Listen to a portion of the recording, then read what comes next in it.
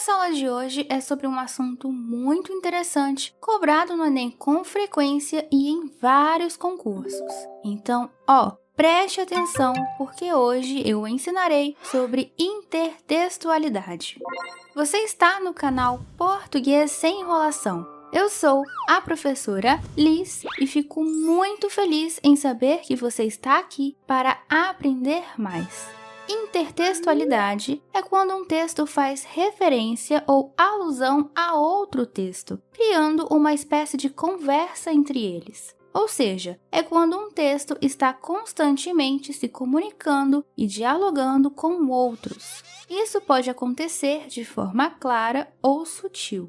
Embora seja mais comum em textos escritos, a intertextualidade também pode aparecer em imagens, como você ainda verá por aqui, vídeos e outros tipos de mídia. Além disso, esse diálogo pode ter diferentes tons, dependendo do contexto e da intenção do autor.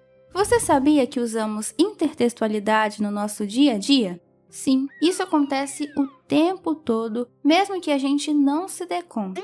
Entender esse conceito é importante, especialmente na hora de fazer uma prova, porque vai ajudar a responder as questões corretamente.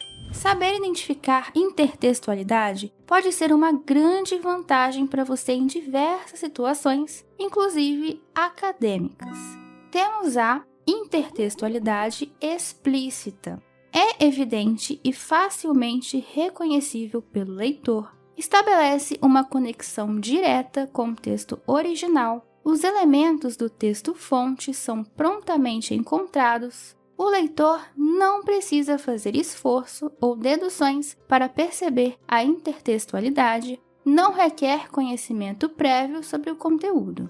Agora, a intertextualidade implícita é mais difícil de ser percebida pelo leitor. Estabelece uma ligação indireta com o texto base. Os elementos do texto-fonte não são facilmente identificáveis. O leitor precisa deduzir, analisar e prestar atenção para reconhecer a intertextualidade. Requer que o leitor tenha conhecimento prévio sobre o conteúdo. Então, a intertextualidade é esse diálogo entre um texto ou mais que podem ser verbais, não verbais ou mistos. Aqui, consideramos texto qualquer tipo de gênero textual, como pintura, cartoon, charge, poesia, poema, publicidade, livro, novela, filme.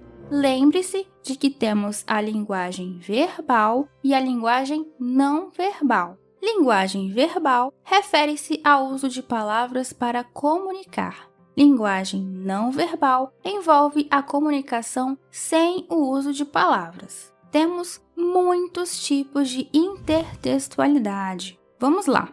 Alusão. Alusão ocorre quando um texto menciona uma obra, personagem ou situação já descrita em outros textos. Exemplo: ele me deu um presente de grego. A expressão faz referência ao cavalo de madeira cheio de soldados escondidos que os gregos enviaram aos troianos como um presente durante a Guerra de Troia. Citação é o processo de transcrever literalmente um trecho de um texto para o seu próprio trabalho. Isso significa que você copia o texto exatamente como está e deve colocar esse trecho entre aspas e indicar o autor original. Obviamente, essa é a função da economia. Ela busca desenvolver modelos simples e facilmente compreensíveis que descrevam os fenômenos do mundo real. Anderson, 2006, página 19. Mas por que é necessário seguir essas regras? Se você não seguir essas orientações, o que você está fazendo pode ser considerado plágio, um ato grave que pode levar a processos legais. O plágio ocorre quando você usa o trabalho de outra pessoa como se fosse seu, sem dar o devido crédito ao autor original. A citação é uma prática comum em textos acadêmicos como dissertações e monografias. Por outro lado, o plágio é uma infração séria no meio acadêmico e pode resultar em sanções e penalidades. Epígrafe. usada no início de uma obra. Ela consiste em um texto de outro autor no intuito de trazer o pensamento que permeia a obra construída. Exemplo: a tarefa não é tanto ver aquilo que ninguém viu, mas pensar o que ninguém ainda pensou sobre aquilo que todo mundo vê. Essa citação está ali para dar uma ideia do tipo de reflexão que o autor do livro quer provocar em seus leitores. É uma ferramenta usada em livros, artigos acadêmicos, ensaios e até poemas para preparar o leitor e estabelecer um contexto. Paródia: reescrita de outra obra de maneira cômica e irônica com o intuito de divertir ou criticar. Temos o quadro Mona Lisa e a Mônica. Temos uma paródia do mesmo quadro, a outra Mona Lisa tirando uma selfie. Essa tecnicamente seria a Mona Lisa nos tempos de hoje. Paráfrase: o poema Europa, França e Bahia, de Oswald de Andrade. Meus olhos brasileiros se fecham saudosos. Minha boca procura a canção do exílio. Como era mesmo a canção do exílio? Eu tão esquecido de minha terra. Ai, terra que tem palmeiras, onde canta o sabiá. Ele está claramente se referindo ao poema de Gonçalves Dias, que diz: minha terra tem palmeiras, onde canta o sabiá. As aves que aqui gorjeiam, não gorjeiam como lá. Oswald usa algumas das mesmas palavras e temas, mas com um tom diferente, quase como se estivesse brincando ou parodiando o poema original. Essa relação entre os dois textos, onde um faz referência ao outro, é um exemplo claro de intertextualidade. Um dos tipos mais comuns de intertextualidade é a tradução, que é muito usada em dublagens e na tradução de livros, mas muitas pessoas não percebem isso. A tradução é quando você pega um texto escrito em uma língua e o transforma em outro idioma. No entanto, nem sempre é uma tradução palavra por palavra. O tradutor precisa entender o texto original e depois escrever de uma forma que faça sentido na nova língua. Quando o tradutor trabalha em um texto, ele lê e compreende o significado do original. Depois, ele reescreve esse texto em outro idioma. Esse processo não é apenas copiar as palavras, mas também interpretar as ideias e os sentimentos do texto original. A intertextualidade é um tema frequente em questões de vestibulares e concursos. Por isso, é essencial estudar os diferentes tipos de intertextualidade como primeiro passo. O segundo passo, e possivelmente o mais importante, é expandir seu conhecimento geral. A intertextualidade está profundamente ligada ao conhecimento de mundo. Tá, professora Liz, e agora? Como eu faço para ter mais conhecimento de mundo?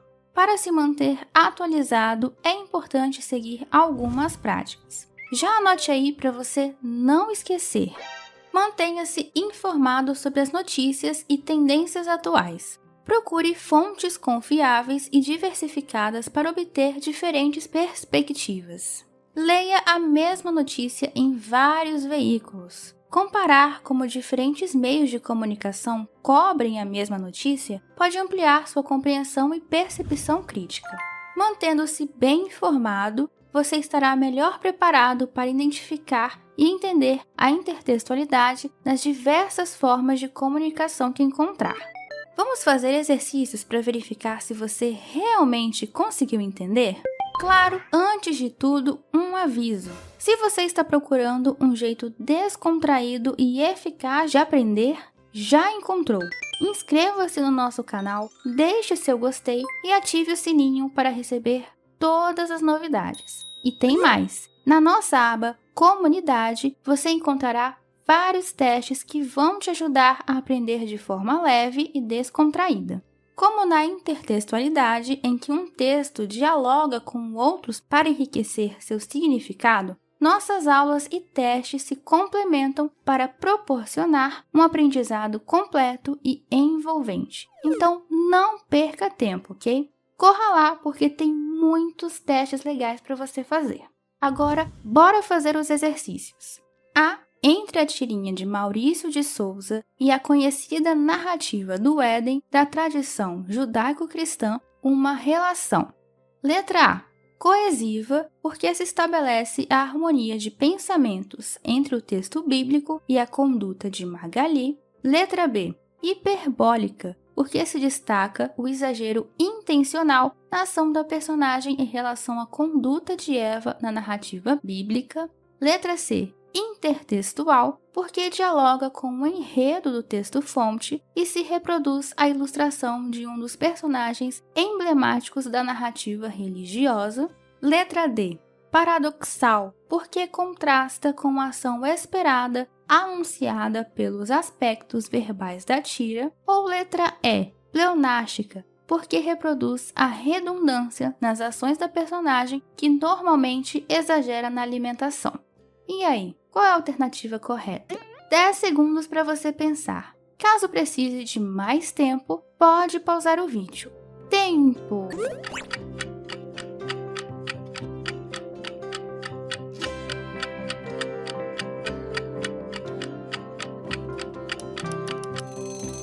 A alternativa correta é a alternativa C, intertextual. A tirinha faz uma referência direta à história do Éden, criando um diálogo entre o enredo bíblico e a ação da personagem Magali, caracterizando uma intertextualidade.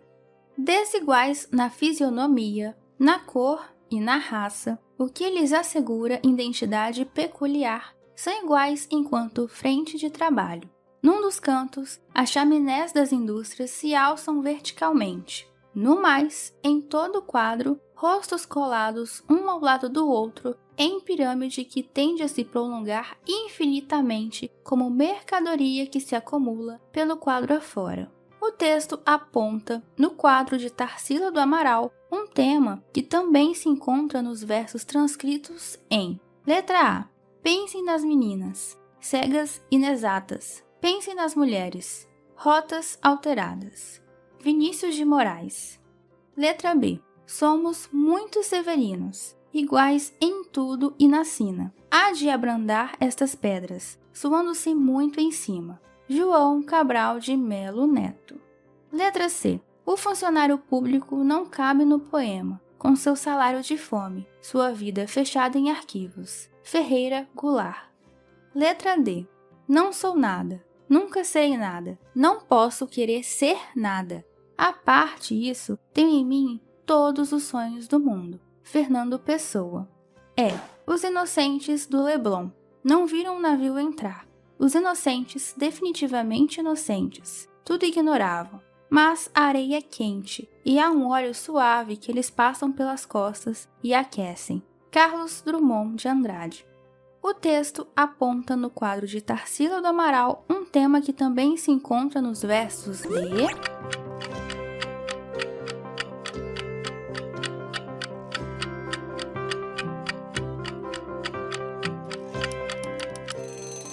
letra B. Somos muito severinos, iguais em tudo e na sina. Há de abrandar essas pedras, suando-se muito em cima. Ambos abordam a temática da igualdade entre os trabalhadores, apesar de suas diferenças individuais e a dura realidade do trabalho. Lembra que eu falei da importância de ter algum conhecimento de mundo? Esse tipo de questão exige que o leitor tenha um bom repertório cultural e literário, bem como uma compreensão básica de temas sociais para identificar a intertextualidade e as referências entre as obras. Assinale a frase abaixo que mostra intertextualidade na alusão a outro texto bastante conhecido. Letra A. A sociedade hípica está sofrendo de obsolência galopante. B. O céu é o pão de cada dia dos olhos. Letra C. Mesmo quando uma ave anda, sente que tem asas. Letra D. É impossível ensinar um gato a não pegar passarinhos. Letra E. Sirvam-me de animais para instruir os homens.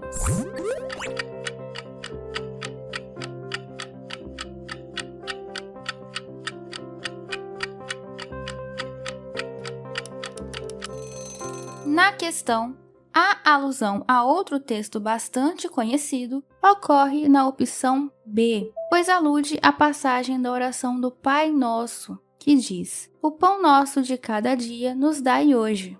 Conseguiu acertar? A intertextualidade é um conceito fascinante e fundamental que permeia não apenas a literatura, mas também diversas formas de comunicação. Entender essa conversa entre textos é essencial para uma análise mais profunda e crítica das informações que consumimos todos os dias. Vimos que a intertextualidade pode se manifestar de forma explícita ou implícita. É importante que você se lembre disso, viu? Além disso, abordamos vários tipos específicos de intertextualidade. Cada um desses tipos tem sua própria forma de criar uma interação entre textos. Enfatizo a importância de se manter atualizado e informado. Conhecimento de mundo é crucial para identificar e compreender as referências intertextuais. Portanto, eu encorajo você a continuar estudando e explorando o mundo da intertextualidade, que é muito bacana. Particularmente, acho um dos assuntos mais interessantes da língua portuguesa. E você, concorda comigo? Aliás, tem algum assunto que desperta o seu interesse com intensidade? Alguma matéria que você faz questão de estudar sempre que pode? Deixe o seu comentário porque eu quero saber, combinado? Mantenha-se curioso e atento às conexões entre textos, pois isso fará uma grande diferença na sua compreensão e escrita. E já que você chegou até aqui, não perca a aula sobre vícios de linguagem e a aula sobre o uso correto de literalmente, uma expressão que muitas pessoas usam de forma incorreta. Então, até a próxima aula. Tchau!